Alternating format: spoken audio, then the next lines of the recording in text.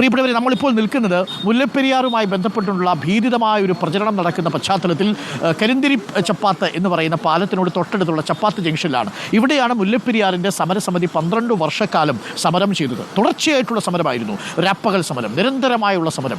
ആ സമരം വലിയ പ്രതിഷേധവും സമ്മർദ്ദവും ഒക്കെ ഉണ്ടാക്കിയെങ്കിലും നമ്മൾ കോടതിയിൽ തോറ്റുപോയെങ്കിലും ജീവിതത്തിൽ തോറ്റുപോവാത്ത മനുഷ്യരാണ് ഇവിടെയുള്ളത്. അതിലൊരു മനുഷ്യനെ ഞാൻ പരിചയപ്പെടുത്താം. ഒരുപാട് പേര് നമുക്കൊപ്പമുണ്ട്. അതിൽ ഈ സമരസമിതിയുടെ ഭാഗമായി നിന്ന, സമരസമിതിയെ നയിച്ച, ഈ തീരുമാനം ഉണ്ടായെങ്കിൽ മാത്രമേ മുല്ലപ്പെരിയാർ വിഷയത്തിൽ 2-1 അറിഞ്ഞിട്ടേ താൻ കല്യാണം പോലും കഴിക്കൂ എന്ന് തീരുമാനമെടുത്തൊരു കക്ഷിയാണ് നമുക്കൊപ്പം, ശ്രീ ഷാജി, ചപ്പാത്ത് ഷാജി അല്ലേ, അങ്ങനെയാണ് അറിയപ്പെടുന്നത്. ഇദ്ദേഹമാണ് സമരസമിതിയിലെ ഒരു, എനിക്കൊരു ജോയി അച്ഛനൊക്കെ തുടങ്ങി വെച്ച സമരത്തെ മുന്നോട്ട് കൊണ്ടുപോകുന്നതിൽ ഒരു പ്രധാന നേതൃത്വം വഹിച്ചവരിൽ ഒരാളാണ് നമ്മുടെ ഷാജി. ചേട്ടാ നമസ്കാരം. നമസ്കാരം. ഞാൻ ചേട്ടാ വിളിക്കണോ ഷാജിന്ന് വിളിക്കണോ? എങ്ങനെ വേണം വിളിച്ചോ. താടി കണ്ടുകൊണ്ട് വിളിച്ചതാണ്, പക്ഷേ നമ്മുടെ സ്വന്തം ഷാജിയാണ്. അതുപോലെ നമ്മുടെ പ്രസാദേട്ടനുണ്ട്, നമ്മുടെ പഞ്ചായത്ത് മെമ്പറുണ്ട്. പേരെന്താണ്? ജയ്മോൾ ജോൺസൺ.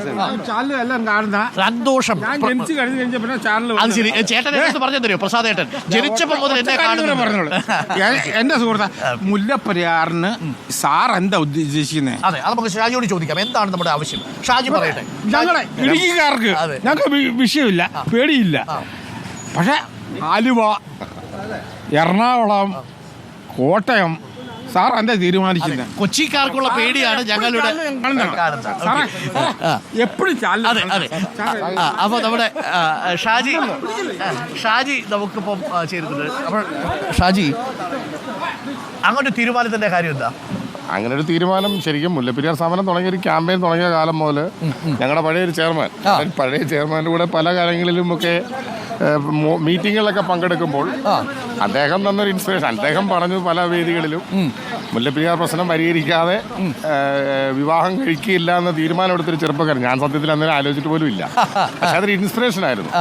പിന്നീട് തുടർന്ന് അങ്ങോട്ട് ഇതിൻ്റെ 18 വർഷം ഇതിൻ്റെ പിന്നിൽ നടന്നപ്പോൾ ഇതിൻ്റെ കുറേ യാഥാർത്ഥ്യങ്ങൾ, അതുവരെ നമുക്കൊരു തിരിച്ചറിവില്ലായിരുന്നു. ഒരു സമര പോരാളി എന്നതിൽ ആരെങ്കിലും വരുമ്പോൾ സമരം ചെയ്യുന്നു, പക്ഷേ ഒരു തിരിച്ചറിവ് ഉണ്ടാകുകയും അതിനെക്കുറിച്ച് പഠിക്കാൻ കഴിയുകയും. ഈ സ്ഥലത്തായിരുന്നു സമരപ്പന്തലിരുന്നു. അതായത് 12 വർഷം അല്ലേ ഏകദേശം? ശരിക്കും 18 വർഷത്തോളം സമരം നീണ്ടു നിന്നു. 18 പ്രളയത്തിലാണ് സമരപ്പന്തൽ ഒലിച്ചു പോകുന്നത്. പ്രളയം വന്ന് ഒലിക്കുന്നത് വരെ ഈ ചപ്പാത്തിൽ ഈ സ്ഥലത്തായിരുന്നു. പ്രഷർക്ക് കാണാം. ഇപ്പോൾ ഈ വണ്ടി ഇട്ടിരിക്കുന്ന ഈ സ്ഥലത്ത് തന്നെയായിരുന്നു തുടർച്ചയായിട്ടുള്ള സമരമായിരുന്നു. ആദ്യം 2006 തുടങ്ങി.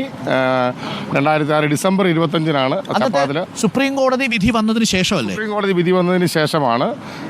14 വിധി വന്നതിന് ശേഷം ജനങ്ങൾക്കുള്ളിൽ നമ്മുടെ പ്രതീക്ഷ നഷ്ടപ്പെട്ടു. 36 നിന്ന് 42 ഉയർത്തുന്ന ഒരു സാഹചര്യം. ഇപ്പോഴും പറയുന്നത് ഇനിയൊരു പ്രക്ഷോഭം വന്നാൽ അത് 52 പോകും.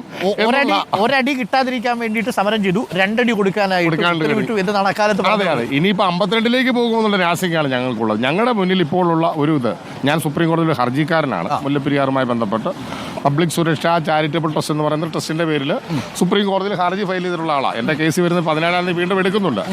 എന്തായാലും ഞങ്ങൾക്കുണ്ടായിരുന്ന സന്തോഷം, ഗവൺമെന്റുകൾ പരാജയപ്പെട്ടിടത്ത് പ്രൈവറ്റ് കേസുകൾ വിജയിച്ചു. ഇപ്പോൾ ചപ്പാത്തിൽ കൂടെ ഒഴുകുന്ന പെരിയാറിന്റെ സ്വാഭാവിക നീരൊഴുക്ക് നിങ്ങൾക്ക് മനസ്സിലാക്കാൻ കഴിയും.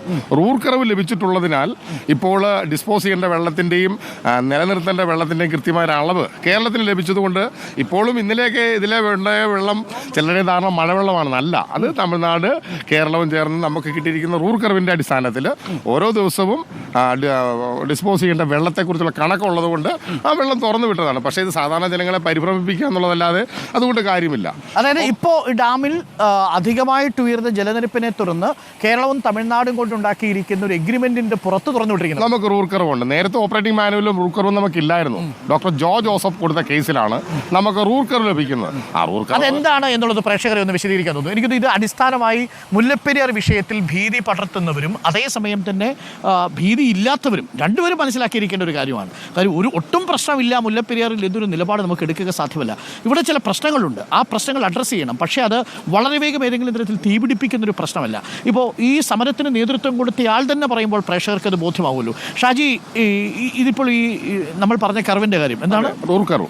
അപ്പോൾ അത് യഥാർത്ഥത്തിൽ എന്താണ്? അത് നമുക്ക് ഒരു വലിയ ആശ്വാസമായി മാറുന്നത് എങ്ങനെയാണ്? നമുക്ക് ആശ്വാസമായി മാറുന്ന പറഞ്ഞാൽ സാധാരണ തുലാവർഷത്തെ കരുതിയിരിക്കുന്ന ഒരു സമയത്താണ് നമ്മുടെ മുല്ലപ്പെരിയാറിൻ്റെ സ്റ്റേജ് വലിയ ക്രൂഷ്യൽ സ്റ്റേജിലേക്ക് എത്തുന്നത്. അപ്പോൾ തമിഴ്നാട്ടിലും വലിയൊരു മഴക്കാലം തുടങ്ങുന്ന ഒരു സാഹചര്യമുണ്ട്. അവർക്ക് അധിക ജലം വേണ്ടത് വേനൽ കൃഷിയുടെ ആവശ്യത്തിനാണ്. അപ്പം ഈ വെള്ളം അവർക്ക് കൊണ്ടുപോകാതെ വരികയും റൂർക്കറിവില്ലാതെ അവരുടെ ഇഷ്ടത്തിന് വെള്ളം തുറന്നു വിടുന്ന ഒരു സാഹചര്യം വന്നപ്പോഴാണ് ഇടുക്കിയിൽ നിന്നുമൊക്കെ നമുക്കന്ന് വെള്ളം തുറന്നു വിട്ടപ്പോൾ ചാലക്കുടി, പെരുമ്പാവൂർ, ആലുവയുള്ള തീരപ്രദേശങ്ങൾ വാഷ് ഔട്ടായത്. ഇപ്പോൾ ഈ റൂർക്കറിവ് വന്നതിന് ശേഷം ഓരോ ദിവസവും നിയന്ത്രിക്കേണ്ട വെള്ളത്തെക്കുറിച്ചുള്ള കൃത്യമായൊരു കണക്ക് നമ്മുടെ CWCയും ഇപ്പോൾ മേൽനോട്ട സമിതിക്കും ഉള്ളത് കൊണ്ടാണ് ഒരു അവധാനത്തോടെ തന്നെ കാര്യങ്ങൾ കൈകാര്യം ചെയ്യാൻ നമുക്ക് കഴിയുന്നത്. അതിന് ജോജോ സംസ്ഥാനത്തോട് കേരളം നന്ദി പറയുന്നു. ഓക്കെ, അത് വളരെ പ്രധാനപ്പെട്ട കാര്യമാണ്. ഈ സമരം കൊണ്ടും ഈ ബോധവൽക്കരണം കൊണ്ടും ഉണ്ടായ ഏറ്റവും നല്ല നേട്ടങ്ങളിലൊന്ന് ഈ റൂർക്കറിവ് വന്ന് ഈ ഒരു ആശങ്ക താൽക്കാലികമായി പരിഹരിച്ചിട്ടുണ്ട്. അപ്പോൾ അതായത് ജലനിരപ്പ് ഉയർന്നാൽ, അപകടകരമായ വിധം ജലനിരപ്പ് ഉയർന്നാൽ തമിഴ്നാടും കേരളവും തമ്മിൽ ഒരു ധാരണയുണ്ട്. ആ ധാരണയുടെ പുറത്ത് വെള്ളം പുറത്തു വിടും. തീർച്ചയായും. എപ്പോഴും ഡോക്ടറെ, ഇപ്പോൾ തന്നെ അനാവശ്യമായ ചില കിംവദന്തികളും അനാവശ്യമായ ചില വാക്കുകളും ഉപയോഗിച്ച് വേദനിപ്പിക്കുന്ന തരത്തിൽ എന്തിനാണെന്ന് ഇതിൻ്റെ യാഥാർത്ഥ്യം അറിയാതെ സംസാരിക്കുന്ന ചില യൂട്യൂബേഴ്സും നവമാധ്യമങ്ങളും ഒക്കെ ഉണ്ട്. ഞാൻ അവരെ കുറ്റപ്പെടുത്തുകയല്ല. ഇവിടെ സുപ്രീം കോടതിയുടെ 5-അംഗ ഭരണഘടനാ ബെഞ്ചിന്റെ ഒരു വിധി നമുക്കുണ്ട്. ആ വിധിയെ മറികടക്കുക എന്നുള്ളത് സുപ്രീം കോടതി പറഞ്ഞിരിക്കുന്ന പരാമർശത്തിൽ സൂചിപ്പിച്ചിരിക്കുന്ന ഒരു അമിക്കബിൾ സെറ്റിൽമെന്റ് ആണ്. ആ സെറ്റിൽമെന്റിന് കിട്ടിയിരിക്കുന്ന വലിയൊരു അവസരമാണ്. ഇപ്പോൾ വയനാട് ദുരന്തം വന്നപ്പോഴാണ് മുല്ലപ്പെരിയാർ വിഷയം വലിയൊരു ക്യാമ്പയിനായി വന്നത്.